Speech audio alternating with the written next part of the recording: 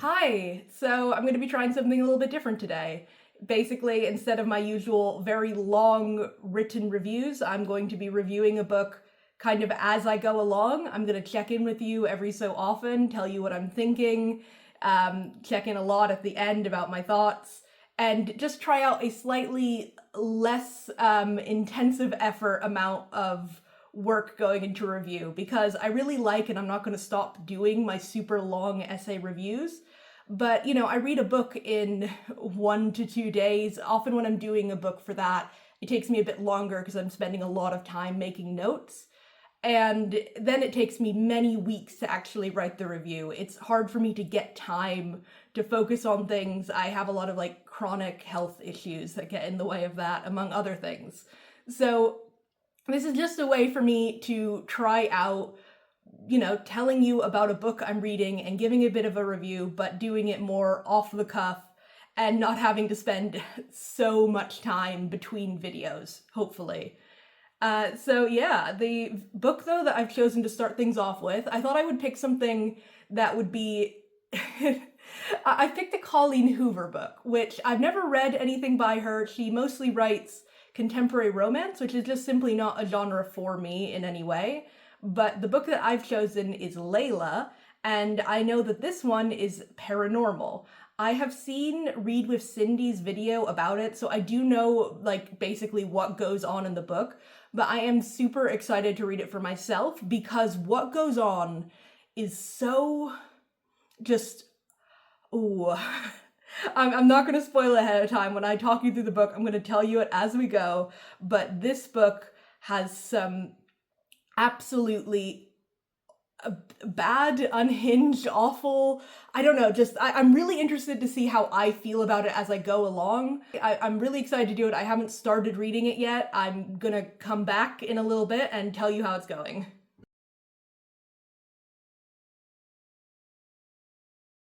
This is an insert to mention some trigger warnings because now that I have finished the book, I can go and just drop in a few things that I'm going to be talking about events in this book and topics, and this book sure gets a few. So let's see. There is going to be discussions, and I'll read some quotes around topics of abuse, violations of bodily autonomy. There's things on, when I say abuse, by the way, physical, mental. There is a lot about some stuff around eating disorders in particular, mental illness, the stigmatization of mental illness particularly. This book really doesn't treat any sensitive topic that it does well. There's going to be stuff around trauma as well that is it's all handled quite badly. So if you are at all worried about any of that kind of thing, then I would advise to take caution or not watch this. Okay, I have read a bit of Layla by Colleen Hoover, and let's just look at this. I don't know exactly how far I am, but I'm basically right after the inciting incident, the first start of the paranormal aspect, which is a ghost, is starting to happen. I thought I'd just check in on what the basics are. And I think I'm going to start with something kind of surprising, kind of wild. I don't completely hate this so far. I think that there are some really, I want to call them interesting problems of the prose. I'm noticing things about the prose, and I'm trying to be very fair and removed from the fact that I don't normally read contemporary fiction. So there's a lot of just extra details and things that some of it feels unnecessary. Some of it I can appreciate is kind of just grounding us in the world and giving us just little bits that don't really matter or mean anything, but they're putting us in the space a bit. And I think that is not as ineffective as it could be. But at the same time, when I look at the writing, there's a lot of times where it's sort of just repeating itself. It's saying something that a character just said, or that the inner narration just said 3 paragraphs ago. It will repeat that. But yeah, so, right, what the actual story is that we start with this framing narrative. This is the interview, and in it, our main character, Leeds Gabriel, is talking to a mysterious man in a house, and upstairs he has his girlfriend Layla tied up where she is struggling. She has duct tape on her mouth and we're not told what is going on, but he's here to talk to this man who seems like he might be like a detective, an investigator. He's recording it on an old tape recorder for some reason. And Leeds, our main character, is here to just explain how he came to what is going on here. And what that is something. He feels that it is something that he has to do. He feels bad for what he's doing to Layla, but he also feels like this is kind of the only way. He's out of all options and he has to do this.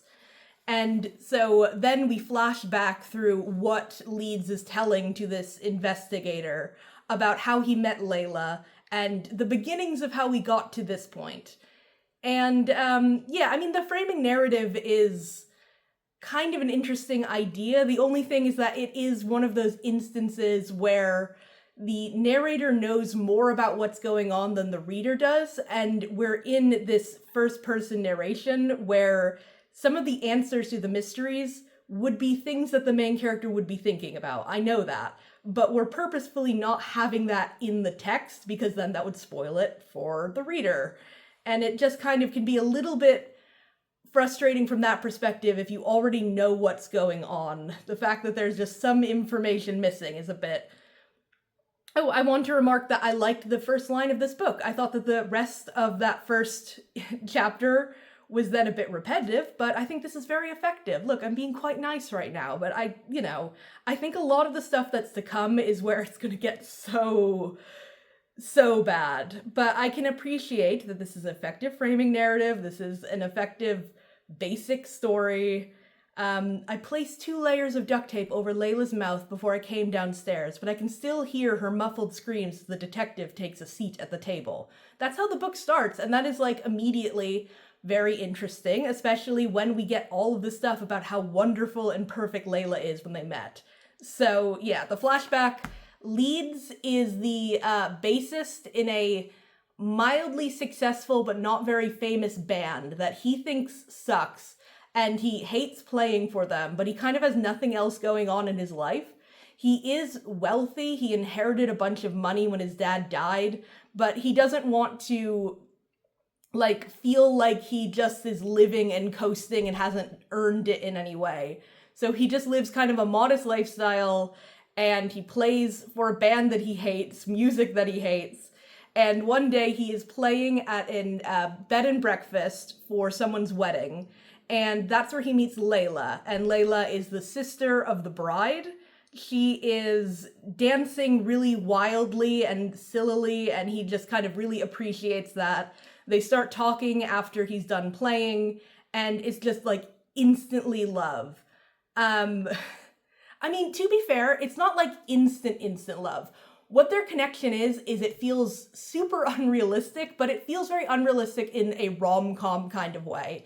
It's so over the top how perfect Layla is, how they just have this instant connection, how she really reeks of this kind of manic pixie dream girl sort of thing, where he is always thinking like, she's so out there and wild and weird and crazy and like full of life, and she's telling him to just pursue his dreams, and she just always says whatever's on her mind. And yeah, so they have this whole night where they go swimming with their clothes on. She gives him a pill and he thinks he's on drugs and is crazy high, but turns out it's just aspirin. And they hook up, and then after they hook up, they decide that instead of leaving after the wedding and him to go with the band, they stay for 3 more days because they're just so into each other. And those 3 days eventually turns into just 2 months. She never returns home. He takes her to his apartment. They just are instantly living together. By the end of those 2 months, they are in love. And it's definitely fast. But at the same time, I think that okay, again, I'm trying to be really fair and out there because I'm just so aware, I don't read contemporary romance. I don't like romance in books, and I wind up reading it because it's always a subplot in everything. And as books of romance goes, like, it's not like I buy their romantic connection, but like, okay, yeah, I mean, they really did have this like crazy perfect rom-com night that led into it, and it is just so like unrealistic, but I do kind of buy it in that way. Like, I've read so much worse that I don't despise this as much as it is just like really cheesy and out there. And she's so confident and incredible. I'm looking through my things here. Do I have anything to extra say here? Oh my god. I have a couple like things on my e-reader because that's why I have this on. And I don't know if any of the... After 2 months, like I say, they are saying I love you to each other. He's like just totally in. It's everything. This is something that he says after they say I love you to each other. I immediately press my mouth to hers, wanting to swallow those words. I imagine them typed out in Arial font, slowly bouncing around inside of me, ricocheting off my internal walls, endlessly twisting and rotating inside my stomach and my chest and my arms and my leg until every part of me has been touched by them. I just like that it's an Arial font. So... yeah, they're totally in love, but he starts to get worried because he took like a photo of them, put on Instagram, and he noticed that his ex-girlfriend, Sable, has caught on, and Sable is nicknamed by his band mates Unstable Sable. And the best way to describe her is that she's a crazy ex-girlfriend. I really don't like having to just sum her up like that. She's just crazy, but like she is just crazy, especially from anything we've seen so far, where we haven't really been told a lot about her except that she had incredible insecurities, she was a bad person, and she met Leeds by stalking him. She was actually like the founder of a fan club for him when he was a musician who really has like no following at all, and then artificially arranged that they would meet up organically, but actually it was planned, and they dated for a while, and yeah, they broke up, and since then she's remained completely obsessed with him. And he knows that posting this photo on Instagram might draw some heat towards Layla. And just as he's kind of like thinking about that and being like, man, I'm gonna order security systems for the house, maybe we should get a dog. Like, as he's just kind of starting to process all of that, everything's going so perfectly otherwise, there's a knock at the door, and he's been thinking in his head, like, man, I should tell her to never open the door while she's at my place, but also I shouldn't do that because that's too much. But, like, it's something that's so immediately justified because Layla opens the door and gets shot, and then he goes over and he is also shot. And then what turns out to have happened is that Sable came over and shot them, and Layla nearly dies. She is taken to the hospital, and she is there for a very long time. After that, she's still in recovery for like 6 more months of physical therapy, and since then, like, she has been very depressed and anxious, and she has just a bunch of problems with, panic attacks, memory loss, dependency issues, just fear constantly. Leeds feels like she is just a completely, like, a different person. And he feels a lot of guilt because he thinks that that is his fault for not warning her enough about Sable, even though I feel like the level of intensity of Sable being a stalker versus her being willing to just go and shoot her is really not something he could have anticipated and guessed at and prevented. But, you know, I guess, you know, it's guilt. It doesn't have to be rational. So after all of this recovery, Leeds decides to take Layla back to the bed and breakfast where they first met. He's hoping that that will give her some security and kind of revive their relationship, which over the last 6 months has been way different from the 2 months they were super in love. They're still together, but just everything feels different. And, like, that makes sense because Layla has been through, like, an incredibly traumatic injury and incident. And she has brain damage, in fact, because she was shot, I think, in the head? It's definitely that she has a major scar on, like, the side of her head. So, like, not, you know, straight in, but yeah, it's done significant damage to her.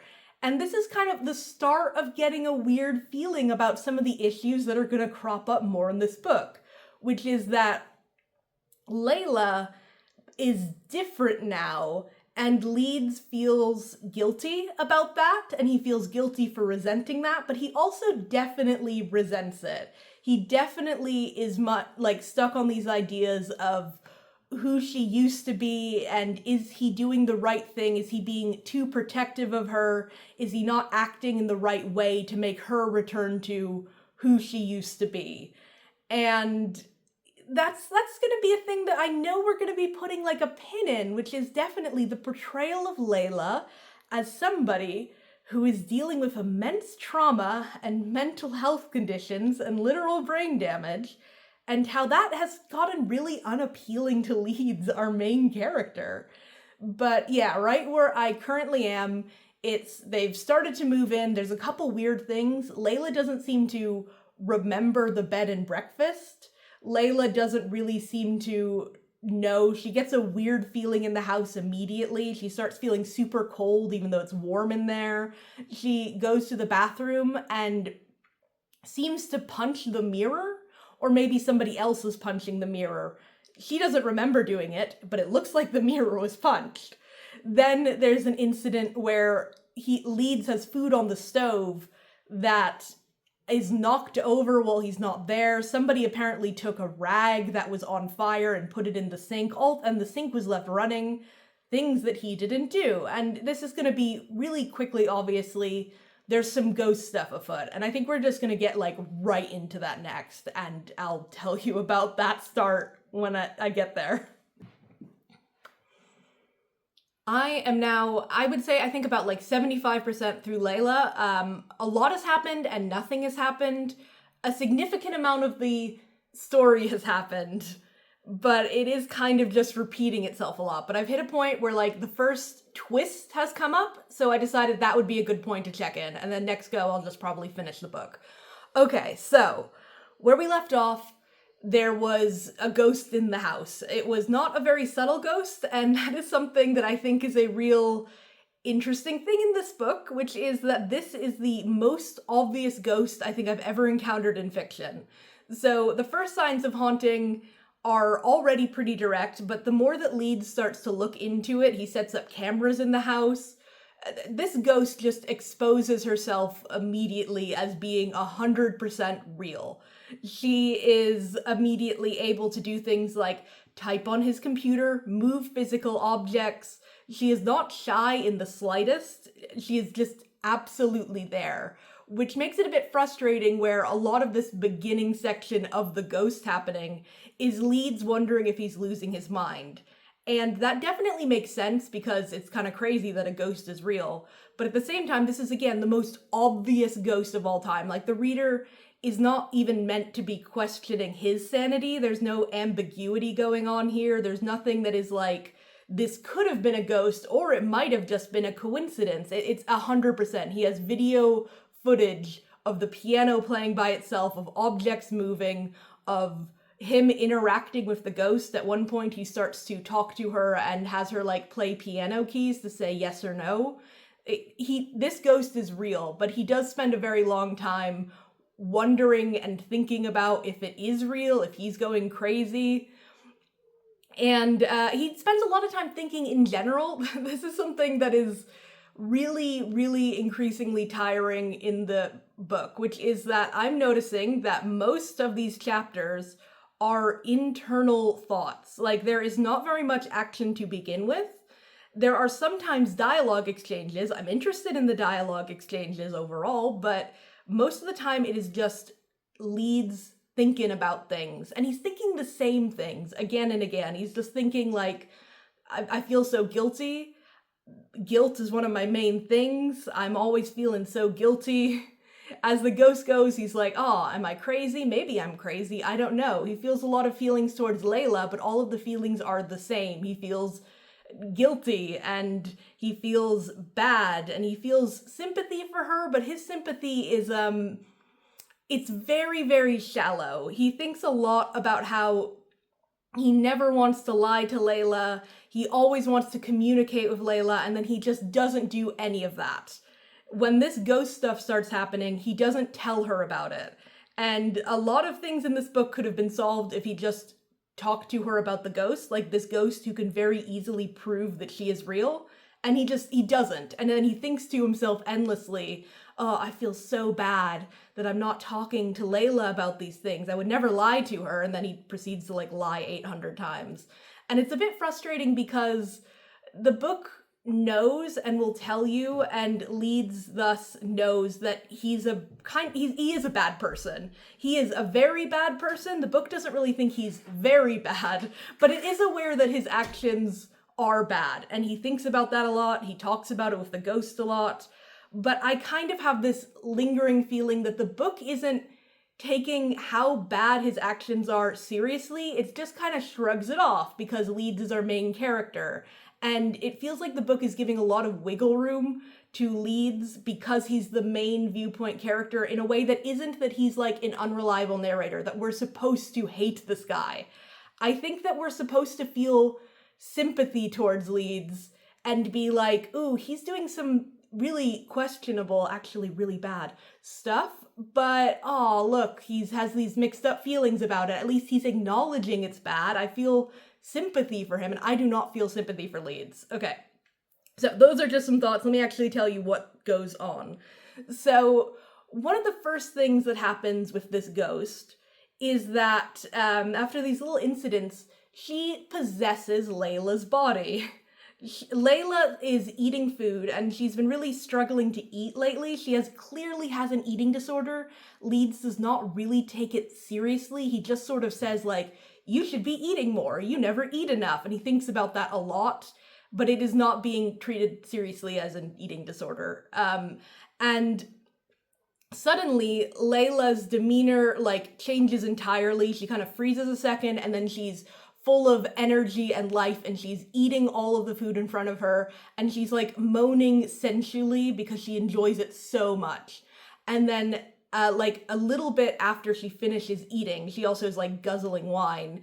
She suddenly again has this bit of a pause, and then she freaks out. She pushes away from the table and she's like, I didn't eat that.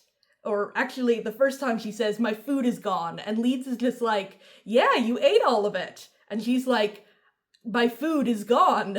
And he doesn't seem to register that from her perspective, she didn't eat that food. She is having, from her perspective, a blackout. And he kind of just misses this the first time. But the second time it happens, they're with company.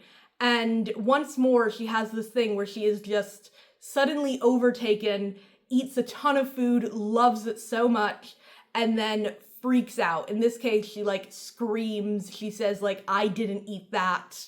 She doesn't know what's going on. And Leeds is like, well, she has brain damage, which by the way, she has brain damage. I don't think I mentioned this before, but she was shot in the head, like the head. No, maybe I did say that, but like she was shot in the head. She has actual physical brain damage.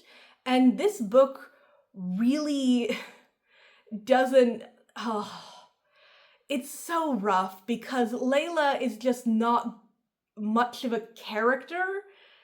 She isn't really around for all that much of this part of the book, because what happens after we realize that this ghost is able to possess Layla's body is that the ghost starts using her body like all the time. So the ghost name is Willow, and Leeds kind of, like, after he's, like, becomes certain that there's a ghost going on, he goes on, like, some paranormal forum to talk to people about it. He realizes that Willow has been jumping into Layla's body. And then he makes a demand. He's like, hey, jump into her body again. I need to talk to you. And here, this is the section here.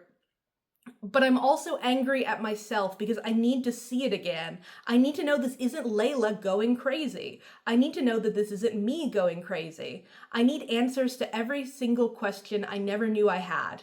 I want you to do it again, I type. I want to be able to have a real conversation with you. And so this is his real turn. I mean, I already really didn't like him in the way that he thought about Layla and all of this, but he invites Willow to use Layla's body to speak. when he and Willow can already speak. They are able to write in a Word document back and forth. They can text on his phone. He kind of sets it so that they have like a private messenger conversation open where she can use his phone and he uses his laptop or vice versa. They can chat with each other in full, complete sentences, no pause. It's exactly the same. Like, Willow likes using Layla's body because when she is not in the body, she has no physical form, she has no real sense of identity. It's kind of is an interesting experience for her because, unlike, I guess, a lot of traditional ghosts, she doesn't have any sense of self at all. She isn't really even sure that she's dead. She has no feeling that she is dead. She doesn't know where she came from, who she is, anything about her. She doesn't even know her name. Willow is just something that, like, comes in her head when she's asked what her name is. She has just no memory. She's basically like a bunch of feelings and energy that can move around and do things, but is very disconnected from just everything. And when she's inside of Layla, she can feel physical sensations and satiate them. Actually, right, that is one thing. When she is a ghost, she does feel hunger and thirst and boredom, but she has no way to fix like the hunger or even tiredness. So being in Layla's body is like the only thing that can help her solve that, but it's obviously just a temporary thing. So that's why she just super enjoys it all so much. But yeah, Leeds is like, hey, jump in Layla's body and let's chat.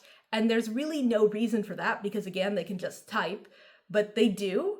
And they start doing that a lot. Again, there is a lot of acknowledgement from both of them, like, this is bad and we shouldn't be doing it. But they just kind of keep doing it. Leeds has so many thoughts to himself of, I shouldn't do this, and I know there's no way to justify it, but I do it anyway. And that's just it.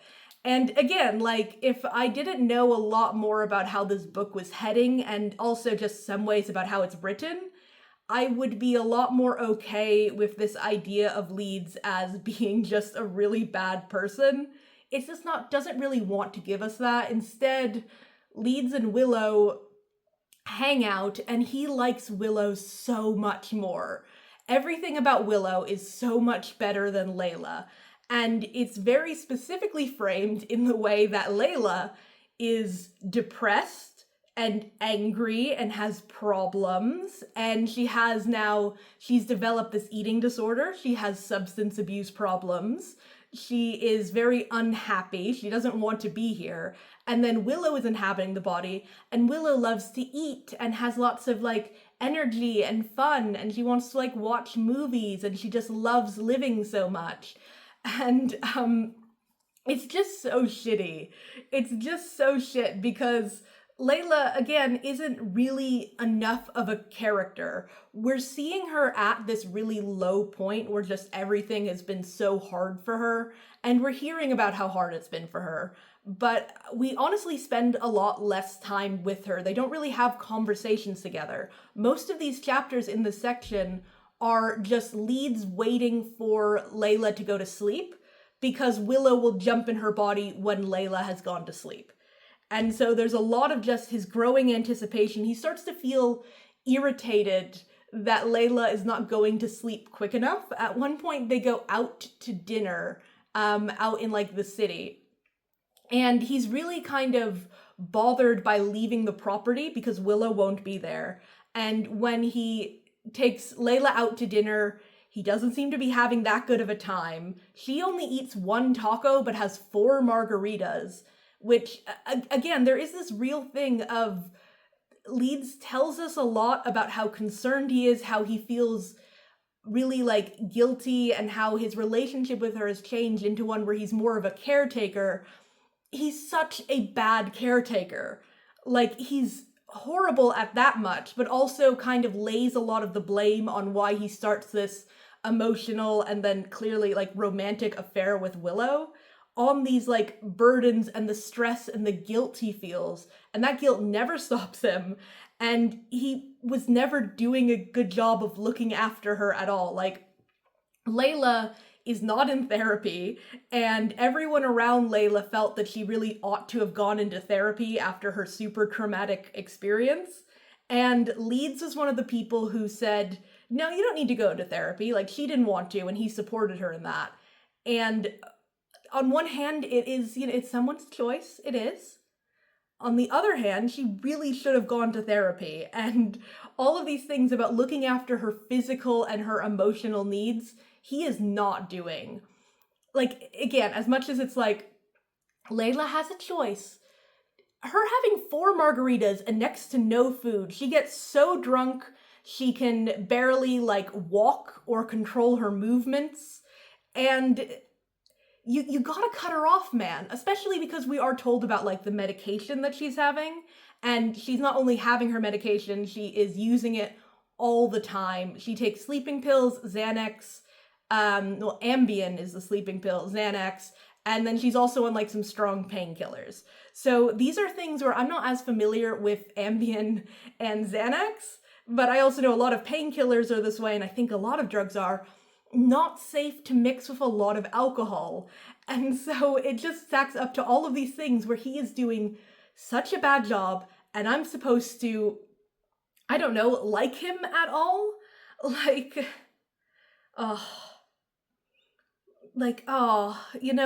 there's almost a whimsical way to how Willow moves, as if there isn't an ounce of anxiety holding her back. Because Layla has so much anxiety after the deeply traumatic thing that happened. Or Layla cries out of anger and fear. Willow cries because she's sympathetic towards Layla. Oh my god. So after that night where Layla has way too much to drink and they drive home, he purposefully keeps talking to Layla to keep her from falling asleep on the long drive back to the bed and breakfast, because he doesn't want her to fall asleep in the car and recover some, like, sleeping time, because he needs her to fall asleep at the house so that Willow can jump in her body. And after they get home, Layla doesn't go straight to sleep. Instead, she wants to watch the sunset, and he is so annoyed with her for wanting to spend that time with him. And he's just waiting around like, oh, she's gonna pass out soon. And she isn't. And then, okay. Oh, yeah. So she's, like, this is one of the times where actually Layla, again, she's way too drunk, it's not healthy, but she's actually, like, laughing and enjoying herself. And let's read this thing about her watching the sunset. It's a painfully slow process. I keep checking the time on my phone as if I have somewhere to be. I have nowhere to be, but I've never wanted Layla to want to go to sleep as much as I wish she would right now. But she's still drunk, still laughing at nothing and at everything. That kind of almost sounds like the old Layla that he misses so much, but he's just so pissed off at her. And then after this, she goes to take a shower, and he groans because whenever she takes a shower, that usually wakes her up even more, and he just wants her to go to sleep. So what he does is he goes downstairs, and he makes her a glass of wine, and he crushes up one of her sleeping pills and puts it in her wine because he wants to drug her so that she will fall asleep and Willow can go in her body. And Willow, as an invisible force, knocks the drink out of his hand and is pissed off at him about this, but not that angry. Like, she pretty shortly after takes over Layla's body and talks to him and is like, hey, you shouldn't do that, and if you want to be drugging your girlfriend so that you can hang out with me, maybe I should stop taking over her body. And he's like, yeah, I shouldn't have done that. I'm not that person. I'm sorry. But they just kind of get over that, even though it's like heinous behavior. Like, not only heinous behavior, as he acknowledges, like, mixing 4 margaritas, barely any food, wine, her sleeping pill, and the fact that after having the wine, she would probably take another sleeping pill is totally a combination that could have killed her. And it's just really batted away. Right, so they're hanging out a lot, and Willow, like Layla, kind of doesn't have much of a personality. She's fun. She has more energy This is something I was thinking about, and I was thinking that Layla, before her accident, also didn't have a personality. Like, she was spontaneous and fun, but we never got to hear about, like, what her life goals were. We know that she has a sister and a mother, and she recently quit her job. That was, I think, like, the extent of anything we learned about her. But all she did was, like, be supportive of Leeds and try to push him into the right direction for his music career, and really liked his music and was interesting. Like, again, really is like a manic pixie dream girl, not only in that like quirky, whimsical, fun way, but also the way that she doesn't really have an interior life or even exterior life beyond propping up the main character and like helping him find the joy in living again. Like, that's all she ever was. And here, after the accident, she again just isn't anything but like traumatized and bad.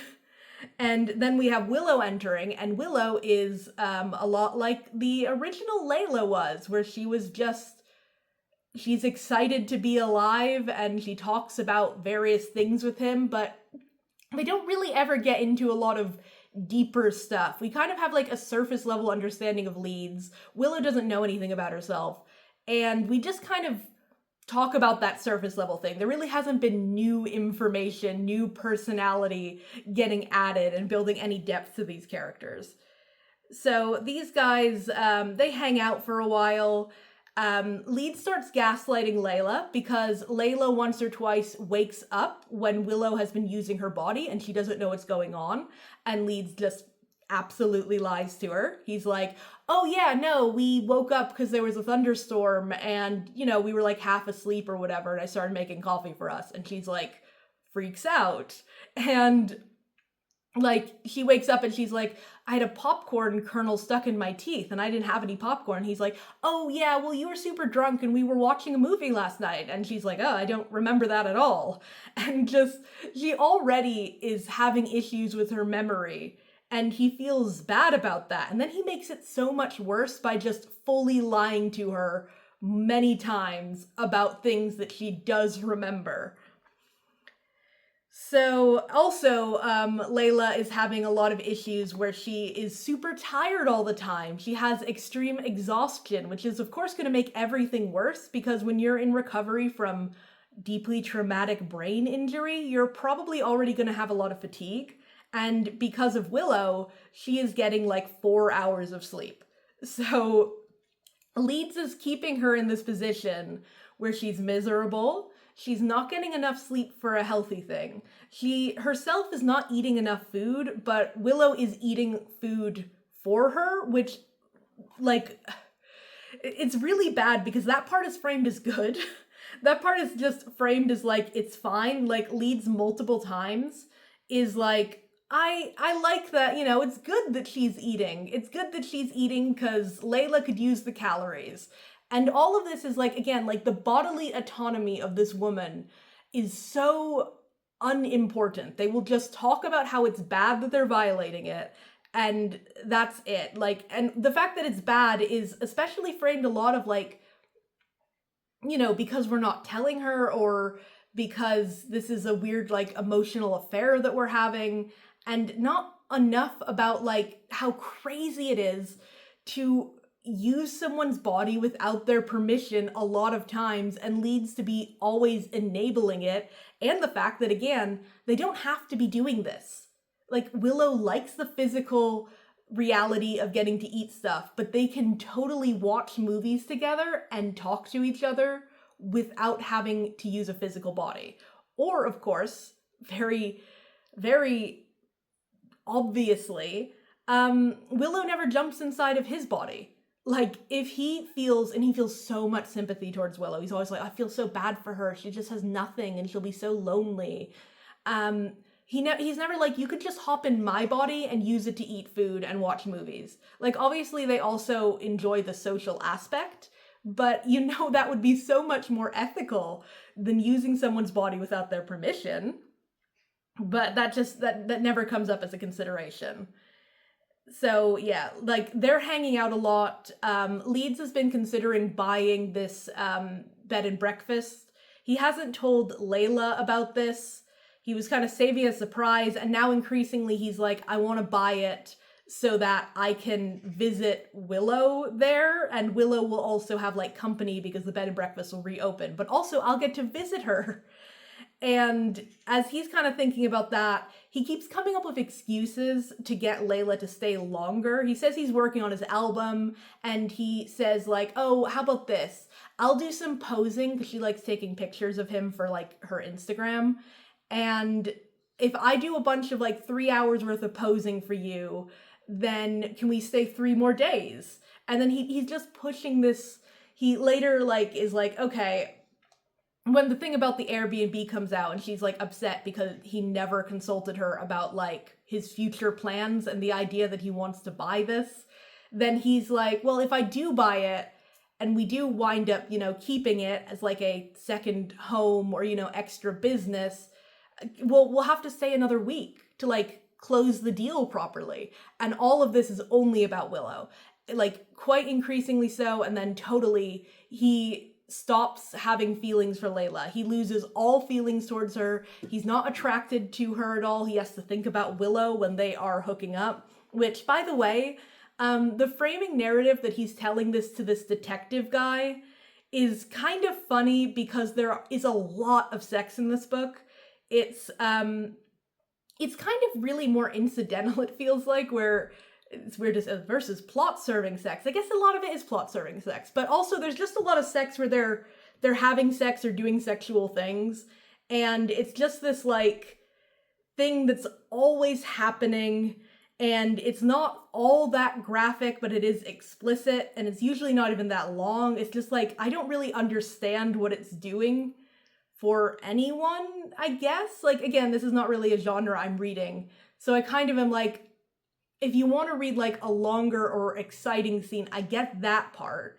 But when it's just kind of like small bits and pieces is like a constant undercurrent theme, I don't understand that as much because it's not really enough to be, I feel like, titillating. I just fully don't know what this is. But anyway, the fact that he's talking to this detective and what he's saying is apparently the framing narrative implies that he is telling this detective all of the sex scenes in the book, which I thought was kind of funny when I realized it, but that is, I guess, fully implied. So, let's see. I'm looking at my e-reader here. Her obsession with dieting has been a concern of mine for a while now, but I haven't really made a priority because so many other things with Layla have been my focus for the last 6 months. I thought the eating would work itself out. It hasn't, but Willow at least makes it less of a concern for me. I hate the way that this eating disorder thing is framed. It's so negative. It's so specifically like, he treats it as just like something that is this extra, it's not taken seriously as like how you're supposed to deal with eating disorders, okay? That's what's really frustrating me about it. It also frustrates me because his, remember his crazy ex-girlfriend? She had an eating disorder, and that is also something that is kind of used in this way of like, it feels like it's kind of a trait that is ascribed because she's a bad person. It kind of seems like eating disorders are being used in a way that you see in, I especially think of some old para-romance that I've read, where it's something that gets like tagged to the mean girl bully character, where they will just throw in an eating disorder to be like, oh my god, look at her, we can make fun of her because she's so crazy about her dieting. And it's kind of treated as like a bit pathetic or a bit related to being like vanity obsessed. It's not being treated at all as like a serious topic or, you know, just what it is. And that's really how I feel this book handles it. So yeah, Willow, and he starts to fall for Willow. He starts kissing Willow as well. They really are getting to this point, and he's really just being torn. The book keeps telling us, I was feeling muddled. I was feeling confused. It was also mixed up. It's super repetitive. And Then, oh, it has nothing to do with you, Willow. I've seen Layla at her lowest points, and sometimes those low points are really, really low. At first, I blamed my fading feelings on the fact our roles had changed so suddenly. I became her caretaker. I thought once she got better, things would change. But the further we got into her recovery, the more distant I started to feel. That isn't her fault. It isn't your fault. It's my fault. I have, again, like, some mixed feelings. I mean, I don't have mixed feelings towards Leeds. I hate this guy. I absolutely hate this guy.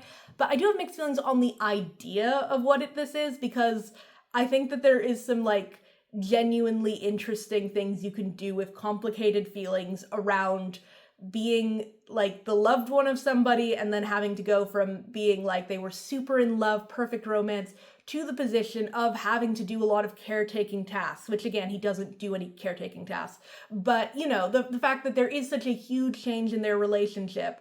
They were only together for 2 months, and now way longer it's been in this position of her having to deal with severe recovery.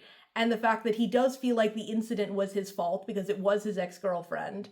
And that, obviously, it's a hard position to be like, you don't want to leave her. He wouldn't want to break up or admit his feelings have changed because he feels so much immense guilt about what happened that it's, like, relatedly his fault. And also that it's, like, a terrible thing to do. She needs that extra help. He doesn't want to leave, and whether or not that matters about, like, what he feels about her. It is this, like, real thing that can happen that can be interesting to explore in depth, and this book is not doing that. But it references it. That's how I feel it deals with all complicated things. It kind of references them, and then it doesn't unpack them or come at them at new angles or do anything. So what starts to happen at the very, like, final part where I've gotten to, at least, is that Leeds has wound up, like, Layla has learned that Leeds is going to buy this place. She's upset at first, and she also learns that, like, he was going to propose to her. She finds the ring, but he still hasn't yet, and she finds that the ring still has a receipt in it that shows that he bought it, like, when she was still in the hospital 6 months ago. So she's like, you've been thinking about proposing to me for so long, but you still haven't acted on it. And now you're making this decision that I'm not okay with. I hate it here. I don't want to live here.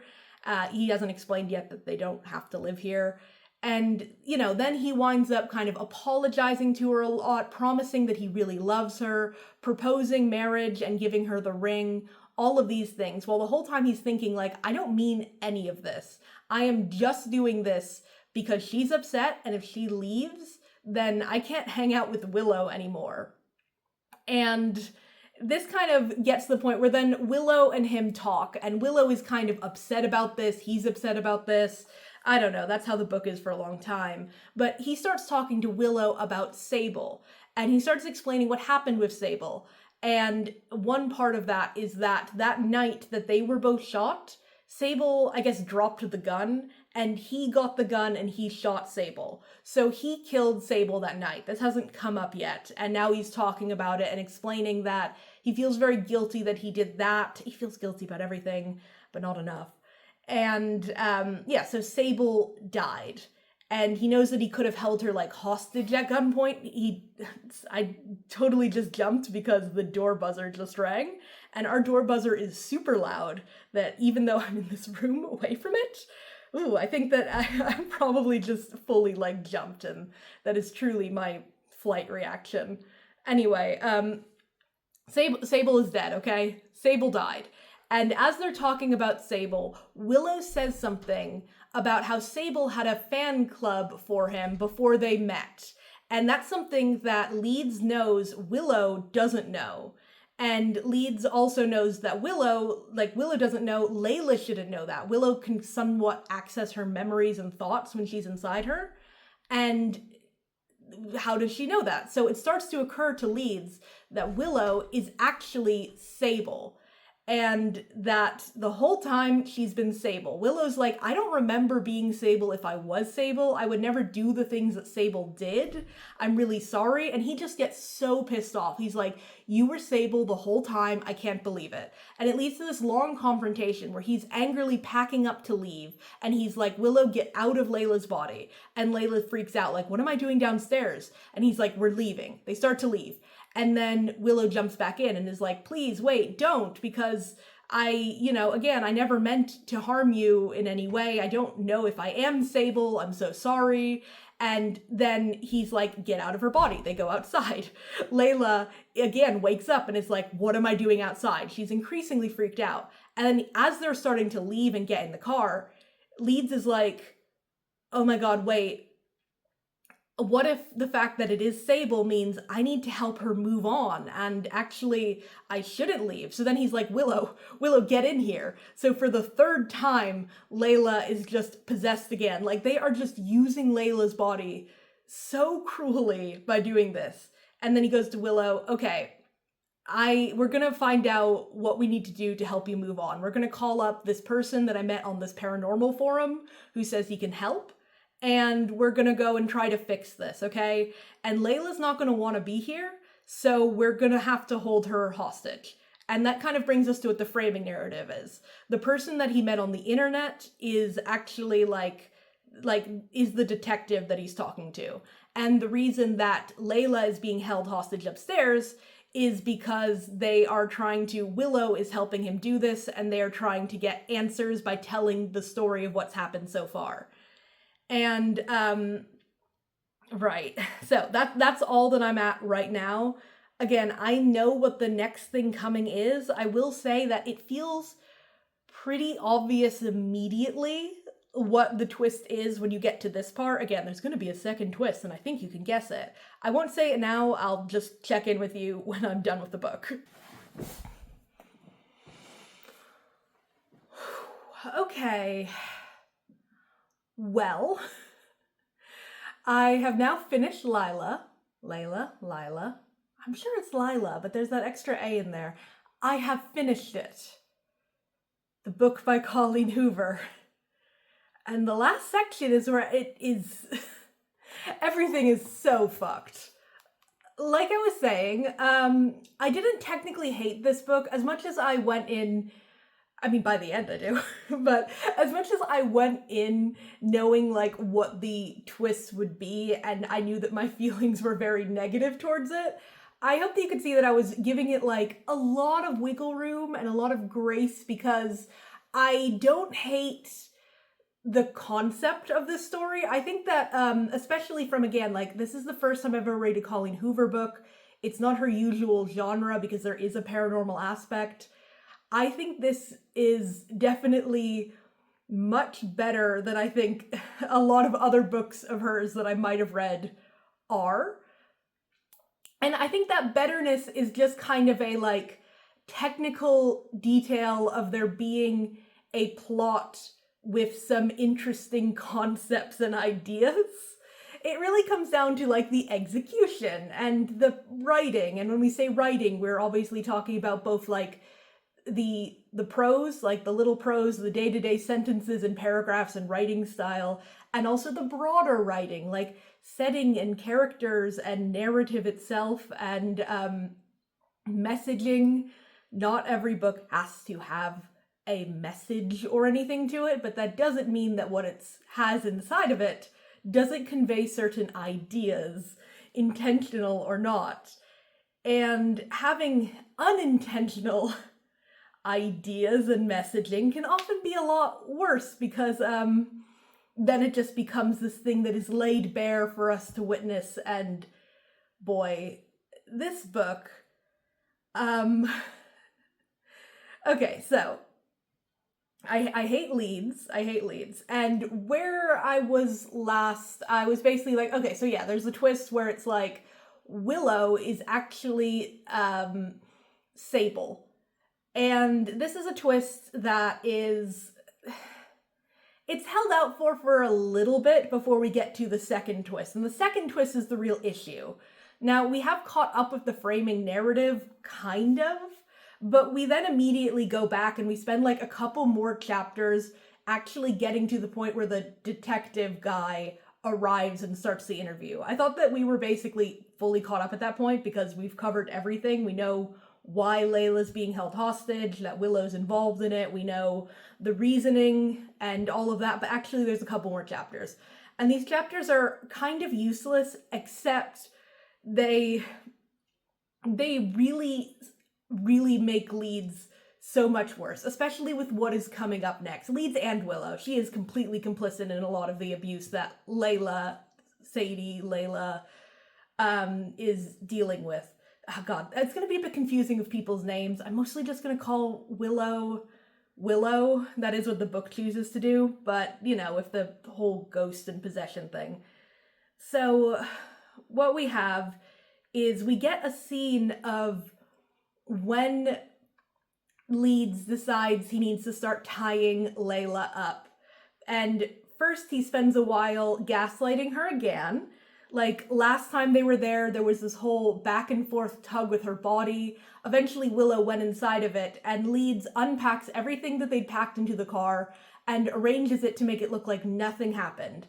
And his plan is to, when Layla asks what's going on, because she will remember all of the waking up periods downstairs and leaving and all of that, he's just going to lie to her and say, you must have had a dream. He is very casual about this. And when she wakes up, she is indeed freaked out.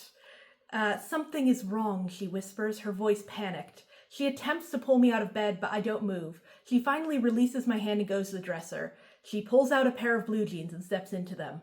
The prose is really just very straightforward. Something is wrong with me, Leeds. We need to leave. I don't want to be here.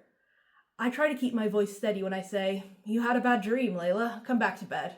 She looks at me like I've insulted her. She takes 2 quick steps forward and says, I'm not dreaming. She hisses the word dreaming in a feverish way, but then she looks away as if she's embarrassed by her own outburst. I'm not dreaming, she mutters. And he tries to reassure her again and say, it's okay, you know? And she, again, is just, what's happening? Am I going crazy? This is like actual textbook gaslighting. I've been sometimes annoyed by like the more modern usage where it kind of got taken a hold of and just means any kind of manipulating or lying. Gaslighting is like the extended period of time making somebody believe that they're delusional by lying and making them question their reality specifically. And that is what he's doing so much, like this whole time. And all the while we're given this internal thing where he's talking about how much he feels so guilty and so bad and how he doesn't want to be lying. And, you know, it hurts to see her like this. And it clearly doesn't because you don't do anything about it, Leeds. Like, guilt knots in my stomach because of the direction her thoughts are going, but I say nothing to disprove those thoughts. Maybe it's better if she assumes she's going crazy. The truth would be too hard for her to accept. But is it right to let her think she's losing her sanity? So he's always thinking these things. I hate this man. So yeah, we just go back and forth on that. Layla continues to insist she wants to go, and eventually gets to the point of him lying and stopping her repeatedly, that she threatens him with a knife. Willow, as a spirit, knocks the knife out of her hand, and then takes over her body. And Leeds is like, we gotta tie her up. There's no other way. And, yeah, and then the next step of theirs is that Willow records a video for Layla to see, which was something that could have been done way earlier. At this point, it's no wonder that Layla has been, I'm changing between Layla and Lila and I, whatever, her, is like, of course she can't handle it. They record a video where Willow is saying, hey, it's me, Willow. It's me, I'm Willow. I am using your body and I'm not letting you leave. And Willow very specifically is like, I, by the way, want to make sure that you don't have any culpability for this. I want to make sure that she can't blame you. So I'm going to lie and say that I'm forcing both of you to be here. Because Willow is really concerned with making sure that he doesn't face any consequences for the way that he is abusing this body and this person. So that's so sweet, really. And Willow records this and says, you know, like, you can't escape. I just need to borrow your body for like another day. And Leeds then tries to show this to Layla while she's tied up and freaking out and just having the most impossible time. He like holds her as if to try and like comfort her, but it's also a bit restraining. Like, all of the behavior is, oh my god. But we'll get to a certain factor that really matters for this. And he shows her the video and she just doesn't believe it. She's just more confused. She's like, did you drug me and make me say those things? Because again, like, if he approached this from the beginning right away and said, hey, check this crazy thing out. Like, you know, I think there's a spirit or, you know, mental illness, then they could talk about it and maybe she'd be able to accept it. But at this point, Lisa's been doing so much gaslighting and lying and controlling her that, yeah, she doesn't believe it. And she's just too freaked out and traumatized. And this is kind of like both Willow and Leeds are like, yeah, she probably won't, but what can we do about it? We're just gonna, you know, tell her and she probably won't believe it and we'll just let her suffer like this because, yeah, of course. It's just, it brings me back to something that I know that I quoted from earlier, and I can't remember the whole thing. I could find it on my e-reader, but too much. But basically, there is that one part where Leeds, when he's first, like, telling Willow to take over Layla's body again so they can talk in person, he says, I need to make sure I'm not going crazy. I need to make sure Layla isn't going crazy. And that second part there is such a big unquestioned part of this. Like, of course the ghost is real. We know the ghost is real. It's 100% a ghost situation. But there is this like overhanging thing with mental illness in this book of, so what if Layla was going crazy? And I'm using the book's word for crazy because it uses that, but obviously crazy is not really the word for it. It's like a mental illness. Like, if she had developed something, if she, you know, had wound up having like DID or something, like, those would be the more plausible explanations if we didn't know there was literally a ghost. And Leeds' reaction and behavior, obviously there is a ghost, but he is just way more concerned with the idea that she might have a mental illness and be going crazy, and not like, yeah, of course that's bound to happen. She already has mental illness. This is something that's already developed, and it is kind of held as this like worsening or bad or scary thought when she already has several mental illnesses and obviously like very understandable issues and problems after her extremely traumatic accident or incident. Ugh, I grip my hands and they shake with rage at this man. So yeah, they tie her up and she's so upset, and he's thinking, this is what he thinks, okay? I may not have the same feelings for her that I used to have, but I still love her. And despite what it might seem right now, I don't want any harm to come to her. There's such a morbid irony to this moment. Sable caused a lot of grief and pain in Layla's life. And now, in order to help Sable, Layla is suffering yet again. There's sort of a missing factor, and it's you. Like, you didn't cause Sable to shoot your girlfriend, but you are doing all this to your girlfriend. And more of his waffling.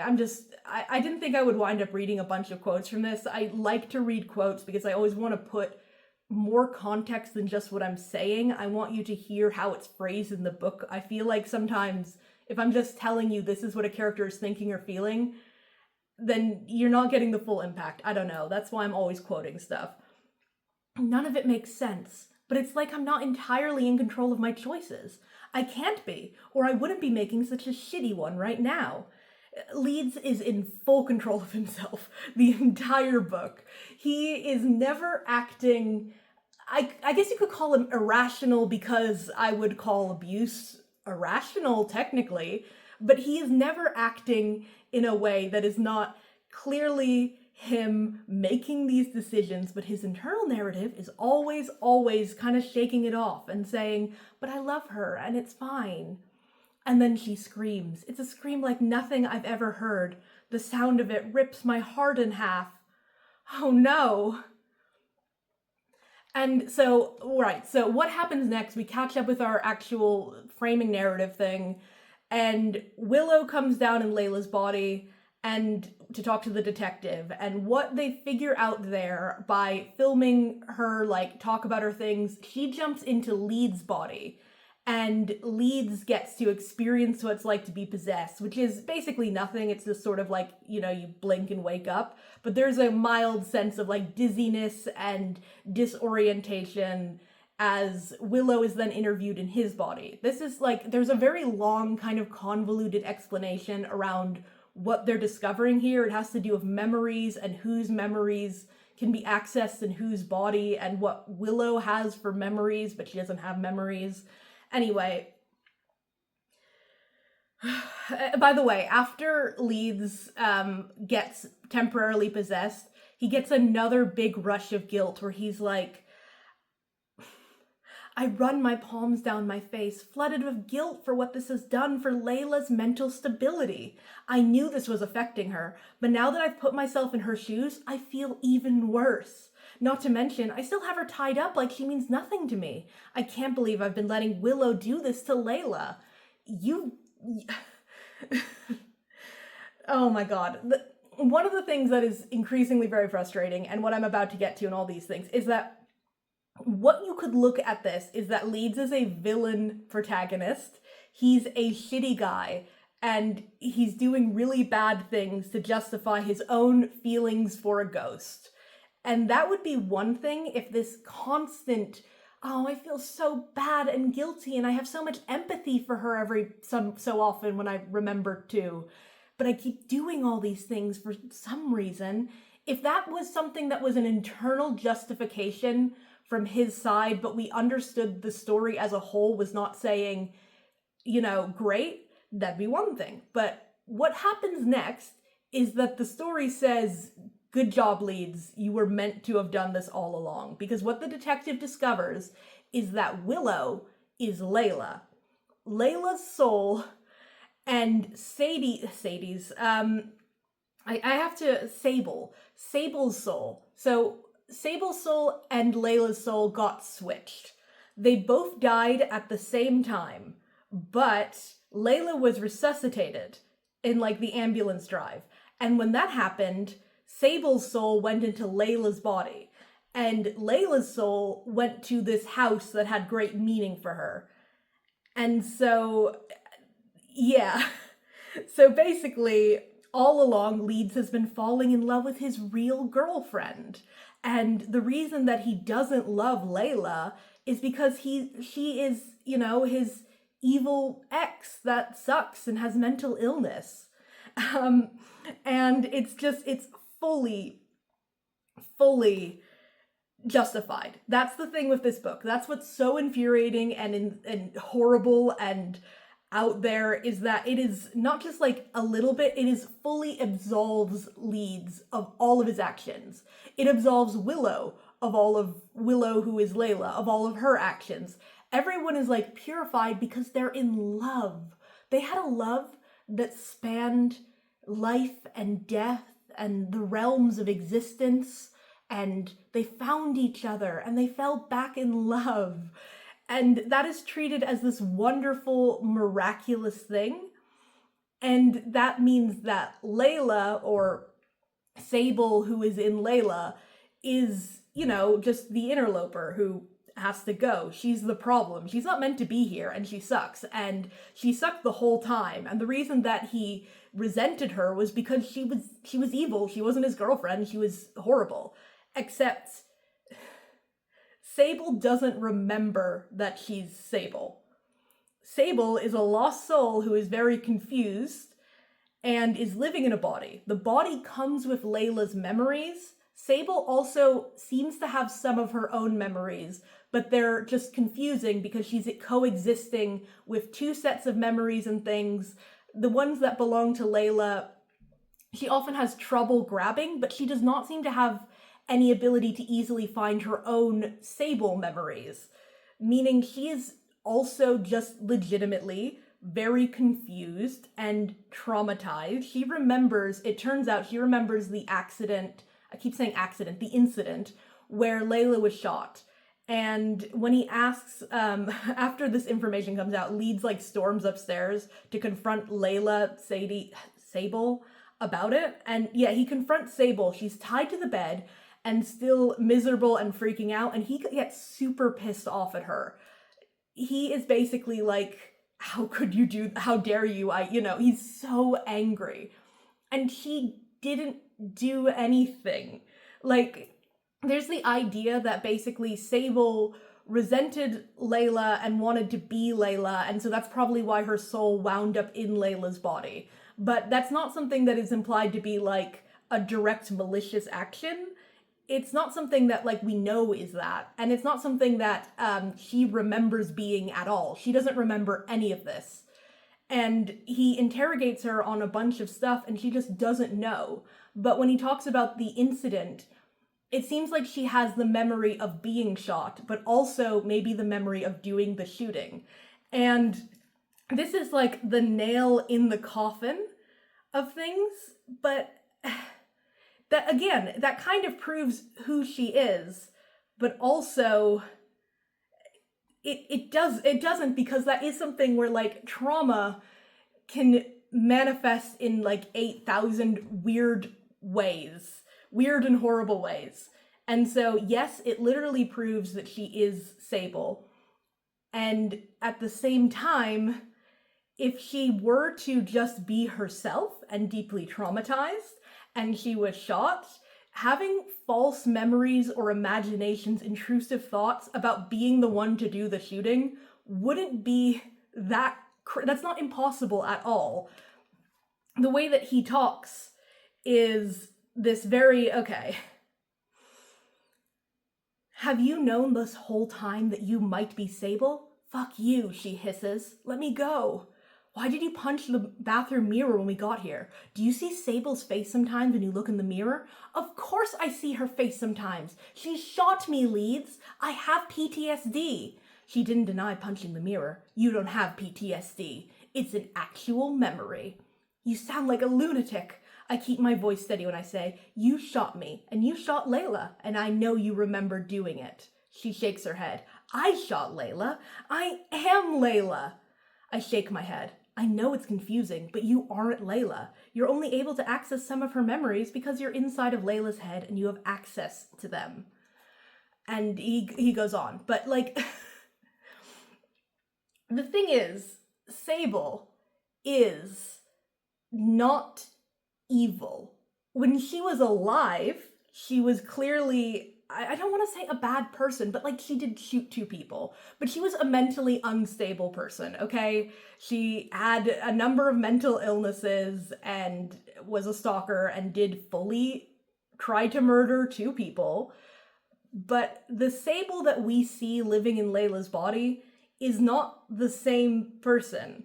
When he thought that Willow might have been Sable, he was able to pretty quickly give her a second chance and say, okay, Willow is like, maybe I am Sable, but I don't remember that. I'm a different person, really. Like, I know you. I know this life. I wouldn't do those things in this life. Layla Sable is never given that chance. Like, the second iteration of Sable that we have, I mean, she doesn't really get to do much because she's constantly being drugged and tied up, and we're skipping past any time that she's awake. She's just this horrible burden, this horrible person, we are told, but she does nothing bad while she is in the house with Leeds. She does nothing that is malicious or evil in any way, but the book treats it like it is. It treats it as if she has done this betrayal, this scheming plot, and she just hasn't. And there's absolutely no empathy or understanding or care for her, because the moment it's proven that this is Sable, not Layla, she is just a person who is dead and should have been dead a long time ago. Like, okay.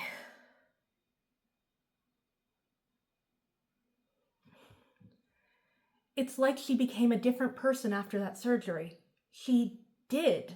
She was a completely different person. Her entire personality changed. The way I felt about her changed. And now that I'm looking back on it, there were even similarities between the Layla who woke up from the surgery and the Sable I dated. Sable had bulimia. Layla became obsessed with her weight after surgery. Sable was obsessed with social media. And me. Layla became obsessed with building my platform. Sable suffered from a number of mental illnesses, and the more days that passed after Layla's surgery, it seemed like Layla was starting to suffer from those same mental illnesses. And that day we arrived here, I knew it was Layla who punched the mirror. I didn't understand why she did it, but I knew she did it. When Layla woke up from that surgery, she was not the girl I fell in love with. Again, we're gonna step a little bit back from the ghost thing and talk about how, she went through a really traumatic thing. She acts differently. She's suffering these problems. At no point was he actually dealing with these issues himself or for her, helping her in any way.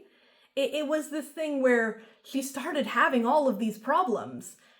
And that's kind of it. Those are bad things. And those are bad things that are Sable's bad things. It's not that Layla could go through something traumatic and change and develop things that are difficult to deal with and need to be treated.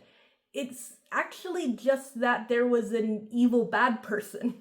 There was a shitty soul, and that shitty soul got in there, and it made Layla seem to have mental illness and have problems, but that was not actually meant to happen. Layla is fine. She's Willow, and she's so happy and quirky, and she doesn't have trauma from being shot and killed. She's totally fine. Unlike that darn Sable who, is born of cursed blood. He's just so justified from it, and it's the worst thing you want to happen, because again, you could totally have, especially most of the book to this point, even though the book is really repetitive about trying to absolve and hint that Leeds shouldn't be so guilty. I mean, look, he feels so bad about it, so it's okay. You could have the book, though, where he is just a bad person who is being selfish, but instead, it has to be that the guilt is gone, that guilt is gone now. I feel justified. Every choice I made, every feeling Willow filled me with, it was all justified because my soul was already in love with hers. That's why I felt an inexplicable pull to this place, to Willow. Even when I thought Willow was Sable, I still felt that pull, and it confused me. It's true love. So, right. I think I could probably talk about this a lot more and just repeat myself, but what happens next? Oh, I have only one more saved quote in here, so that's great. So what happens next is they realize that this is an issue. The detective, right?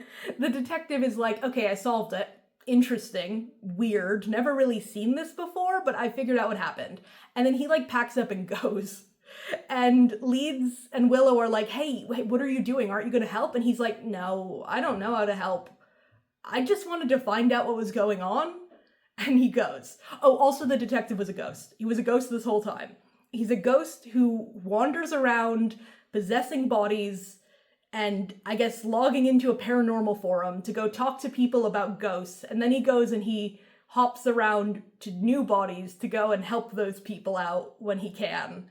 Well, no, sorry, my mistake. He doesn't help them. He just looks into it because he's curious. And he is kind of the most interesting character in the book by that. I mean, there are only 6 characters in this book. 2 of them I've just never mentioned. Layla's sister and the sister's husband are in it for 2 scenes, and I'm not really going to mention them again. But yeah, ghost detective, body hopping ghost detective who doesn't help people at all, is kind of a fascinating character. I'd love to see more from him. But he goes. And that leaves Leeds and Layla in this position of what are we going to do here? We can't just keep Layla's body drugged and tied up forever. They do for a number of more days. They keep keeping sleeping pills and things so that When Sable wakes up, she is very tired and is forced to sleep, and also she's tied up anyways. Willow hops in sometimes usually to make her eat, though they also have sex. And it's again, this really horrific scenario. They're debating, like, we can't form a life like this, but what do we do? And eventually, Willow comes up with the idea that she has to, Willow comes up with the idea that she has to die. They have to get Layla's body to die. And in that moment, Willow, Layla's soul, is going to re-enter her body, shove Sable out, and that'll probably fix it. And this makes Leeds pretty nervous about it going wrong, but he eventually, like, agrees to do it. And part of it is that Leeds is they're going to do it in the pool. Very specifically, they're going to do it in the pool because, okay, I am mentioning them again. Layla's sister is a nurse and they're visiting for the night. And so Layla's sister knows CPR. And so the idea is that Leeds is going to forcibly drown Sable. And once she is dead, is going to then call for help. And Layla's sister is going to resuscitate her and that'll be okay. And that is what they do. They forcibly hold Sable underwater. I say they, it's, just Leeds. And kill her. She scratches all up and down, like, his arm and stuff. The sister winds up suspicious, but nothing comes of that. And yeah, she fully dies. But when they get her to the hospital and she's in recovery, it is Willow, or, Layla, the real Layla, the good Layla, who wakes up. And then in the epilogue, they just move somewhere in Montana, get a nice, very nice, rich house, and they live happily ever after. It is this, again. Wow. The way that Sable exists. This is the thing why I wanted to read this book, even though part of me was like, I should pick something that I have no concept of, because it probably would be fun to talk about twists and kind of guess what twists are ahead of time. And maybe I'll be doing that in the future. I wanted to pick this one because you know that I have a soft spot for mistreated women and for especially like characters who are reduced to just being mental illness and a burden and being horrible, an obstacle to overcome. And that is what Sable is, this entire book. It's so gross. It's so unpleasant because it is this thing where we're not meant to feel empathy for her. Like, Leeds occasionally does, he does repeat a lot, like, how he feels very bad for her, but it's so surface level. He does not have proper empathy for her. He just has, like, guilt. And then when it turns out that, like, oh, actually, it's okay that you don't like her because it wasn't really her and we're just gonna switch it out, it'll be all happy. That's it. Like, Sable is alive? She's technically, okay, she's dead, but she is at the same time alive. And there is this kind of interesting ethical debate that is non-existent, of course, of like, well, Sable is currently in a body that is making her be alive, and she doesn't remember being Sable, so she's not really Sable, it's just her soul. And Willow is somebody who, okay, ought to have also been alive, but because of a bit of a mix-up, Sable took that spot that belongs to her. And so, yeah, okay, Sable really, like, shouldn't be in there, and Willow should have her body back, but at the same time, Sable is currently there, and she is currently alive. And the question of, like, does she have a right to be a person still because she's currently is a person, we are literally killing her, is just utterly not a thing. This is my last quote from the book. I imagine what it will be like for Sable, being drowned with no knowledge of why. She's going to be terrified, she's going to fight back, and I'm somehow going to have to look past the fact it'll be Layla's body I'm drowning as I kill Sable for the second time. Hey, Layla says, her voice sympathetic and gentle. She's looking at me like she knows exactly what I'm thinking. She always does. She understands my thoughts as if they're whispered into her head as soon as I have them. You won't be ending Sable's life, Leeds. You'll be saving mine. You can do this. But you are ending Sable's life.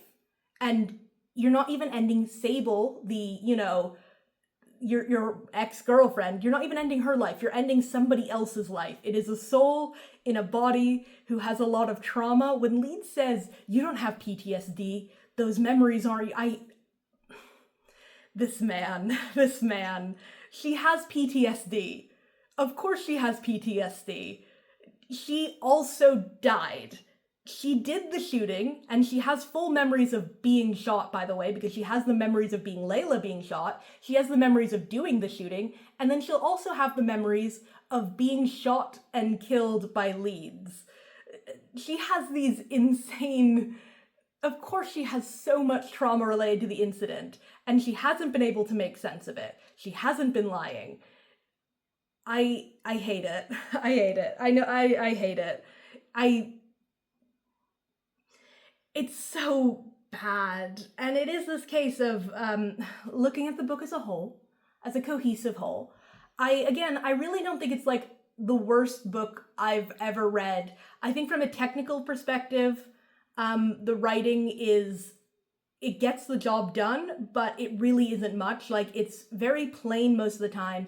It repeats stuff a fair amount, just a couple sentences apart. It will then repeat stuff, like a page or two later. There's very little description, actually. This is something that stood out to me a lot more towards the end. There's a lot of, like, these technical details of, like, she went to the dresser and put on some blue jeans. But there is a real lack of description of this setting, of, like, the house itself, of, like, what the floor and wallpaper and feeling of the place is. Like, that there's just this absolute... I keep accidentally knocking my camera stand. There is this absolute lack of these details that actually place it. It feels a lot more like it's a stage or like, like a set. And so it is house, and we know the rooms in the house, and we follow the action between rooms in the house, and we have a general, like, very rough gist of everything. But there is just nothing that really defines it outside of the bare necessities to tell the story, and the characters are the exact same way, ultimately. Like, we have a couple bits of information, and especially at the beginning, there is quite a bit of information to start, like, Leeds' character off, and even a bit for Layla's character, but that is just immediately dropped super quickly. Like, in the first couple, pages, maybe, chapter, we do get introduced to these characters, and there is stuff to go off of there, and that just never happens. It just sort of, they remain the same. They react to, like, the plot happening, but there isn't development going on. There isn't, like, untold depths to these people. They similarly just feel like they are these, like, actors on a stage that you're being very distant from the whole time. But the story they're doing, I think, is decent in concept. Like, I think that the way that the spirit world is talked about is, like, an interesting take on ghosts. I think that there's a lot you could do with souls and bodies, and also even the violation of bodily autonomy going on here. Especially if you were to actually make Leeds into a character that the author knows and acknowledges to themselves is a bad person who is doing these bad things. If he had more of an internal justification rather than just shrugging, like, I don't know, I feel really bad doing this, but I don't know. Like, if he had some more of willpower behind his actions, you could explore a lot here. And also, especially if you didn't have the final twist there. Like, I don't like the first twist much, where it's like Willow is actually Sable, but heaps over the end result, where it's like Willow is Layla, and we gotta kill this girl and then move on. Like, yeah, so I think that there's technically speaking stuff here, but it's stuff that is done in the worst nightmare timeline of just this horrendous bunch of stuff happening, and then it's given a big thumbs up, and we're just meant to, I think, just find it really romantic. They talk a lot at the end of just, like, how deep and true their love is, and how it extends between these things, and their connection, and I think I'm meant to feel happy for them.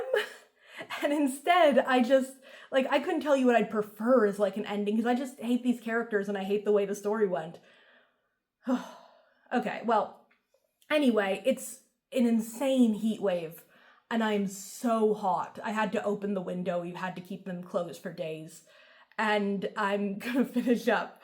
But yeah, this has been me talking about this. I hope that this has been, like, interesting. Like I say, I'm not stopping doing my really long things. It just is the time that I need to work on that means that I have to have various circumstances go right. Like, I need to be doing well on, like, a health level, to be leaving the house and working on that. And even then, it takes so many hours. I'm, like, halfway through my Light Lark 4 video right now. Video, I mean, it's still the review script, as we call it. So I'm working on that, but I'm just hoping I'll be able to do stuff like this, hopefully over, like, 1 or 2 days. I broke this up over a lot more, but it's a lot easier for me to do. And I'm a little bit, like, I'm nervous about it. I'm always really, really nervous, actually, whenever I do something that is just a little bit different, because I don't have that confidence really built in. But the more I do it, the more confident I get, and I hope that I'll get better at talking about it. I hope I did good so far. I mean, like, let me know, basically, if you have thoughts on what I, like, if I spoke about the plot in a way that was hard to follow, if you had trouble, if you felt I was missing certain things, if you have, like, any thoughts on that, or if you just enjoyed it, like, please let me know, because again, I want to try this out and figure out what works for me as well as what works for you guys as viewers. Do I have anything else to say? Not really. Yeah, no, I mean, yeah, no, not really. It's so hot out, and that should be illegal. It should be illegal. I hate the sun. I think we do have to kill the sun. I'm really sorry to say that. I really don't want to kill the sun, but I kind of think that maybe we need to do that at this point. I'm very sorry. I'm sorry for that, crab.